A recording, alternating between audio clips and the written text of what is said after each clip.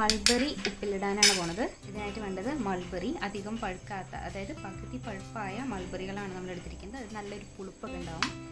അത് ഈ ഒരു ബൗൾ മൊത്തം എടുത്തിട്ടുണ്ട്. അതുപോലെ തന്നെ കാന്താരി മുളക്, അതും ഒരു ഹാഫ് ബൗൾ എടുത്തിട്ടുണ്ട്. ഇത് അതിനാവശ്യമായ ഉപ്പ്, പിന്നെ തിളപ്പിച്ചാറിയ വെള്ളം. വേണമെങ്കിൽ നമുക്ക് വിനെഗർ കൂടി ആഡ് ചെയ്യാം. ഇപ്പം നമ്മളത് എടുത്തിട്ടില്ല, കാരണം ചെറിയൊരു ബൗളിലാണ് നമ്മൾ ഉണ്ടാക്കുന്നുള്ളൂ. അതുകൊണ്ട് വിനെഗർ എടുത്തിട്ടില്ല. നമുക്കപ്പോൾ ഇതുണ്ടാക്കാം. ആദ്യം നമുക്ക് ഒരു ലെയർ മൾബറി ഈ ജാറിലേക്ക് ഇടാം. നല്ല ഗ്ലാസിൻ്റെ ജാർ എടുത്തിരിക്കുന്നത്, അതാകുമ്പോൾ നമുക്ക് കേടുവരാണ്ട് ഇരിക്കും.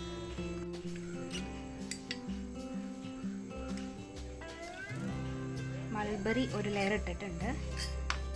അതിലേക്ക് കാന്താരി മുളകും ഒരു ലെയർ ഇടാണ്.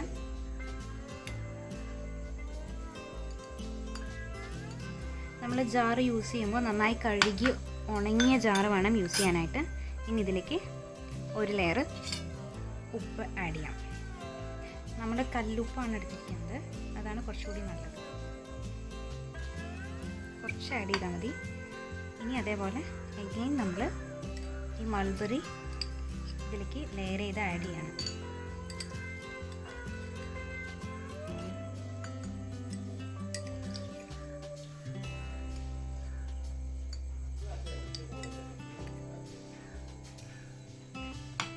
ഇനി കാന്താരി മുളക് ആഡ് ചെയ്യാം.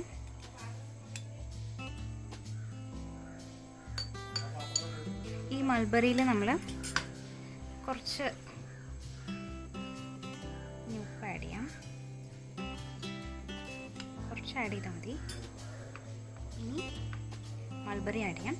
മൾബറിയിൽ നമ്മളൊരു 5-6 എണ്ണം കുറച്ച് നന്നായി പഴുത്തത് എടുത്തിട്ടുണ്ട്, കാരണം ചെറിയൊരു മധുരം ഉണ്ടാവും. അപ്പോൾ അതിന് വേണ്ടിയിട്ട് നമ്മൾ കുറച്ച് നന്നായി പഴുത്ത മധുരമുള്ള മൾബറിയും ഒരു 4-5 എണ്ണം എടുത്തിട്ടുണ്ട്. ബാക്കിയെല്ലാം നല്ല പുളിയുള്ള മൾബറിയാണ്.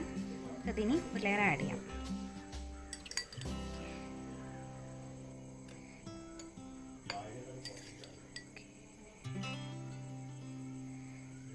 ഓൾമോസ്റ്റ് ഫില്ലായിട്ടുണ്ട്. ഇനി ഒരു 3-4 പച്ചമുളക് കൂടി ഇട്ടാൽ മതി, കാരണം ഒരുപാട് ടൈറ്റ് ആക്കണ്ട. ഇനി ഇതിലേക്ക്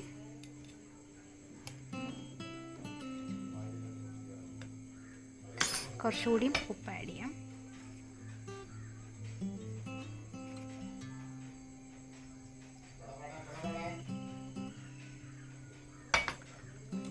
ഇനി ഇതിലേക്ക് തിളപ്പിച്ചാറിയ വെള്ളം ഒഴിച്ചു കൊടുക്കാം.